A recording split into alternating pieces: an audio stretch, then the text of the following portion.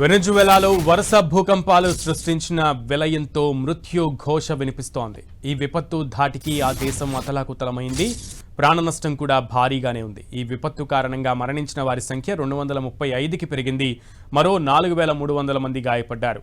రాజధాని కరాకస్తో పాటు లాగువైరా నగరంలో వందలాది భవనాలు కుప్పకూలడంతో అనేక మంది ప్రాణాలతో శిథిలాల కింద చిక్కుకుపోయారు. ప్రభావిత ప్రాంతాల్లో సహాయక చర్యలు ముమ్మరంగా కొనసాగిస్తున్నారు సహాయక సిబ్బంది.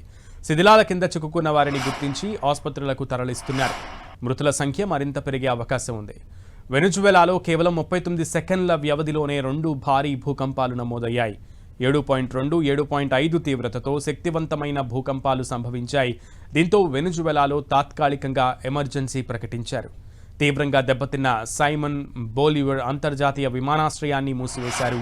గత శతాబ్ద కాలంలో ఆ దేశంలో సంభవించిన అత్యంత వినాశకరమైన భూకంపం ఇదేనని అంతర్జాతీయ నిపుణులు చెబుతున్నారు.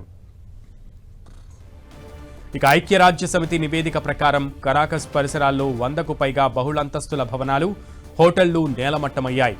ప్రస్తుతం కనీసం 200 నుంచి 250 మంది వరకు ప్రాణాలతో ఈ శిథిలాల కింద చిక్కుకున్నట్లుగా తెలుస్తోంది. వారిని కాపాడడానికి సహాయక సిబ్బంది రాత్రింబవళ్లు శ్రమిస్తున్నారు.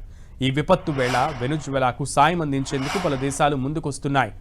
అమెరికాకు చెందిన ప్రత్యేక ఎలైట్ రెస్క్యూ టీమ్స్తో పాటు ఐక్యరాజ్య సమితి, లాటిన్ అమెరికా దేశాలు రంగంలోకి దిగి సహాయక చర్యల్లో పాల్గొంటున్నాయి. జర్మనీ సైనిక రవాణా విమానాలను పంపిస్తామని చెప్పింది. ఇక స్పెయిన్ ఎమర్జెన్సీ సాయాన్ని చేస్తామని తెలిపింది. భారత్ కూడా సహాయం అందిస్తామని ప్రకటించింది.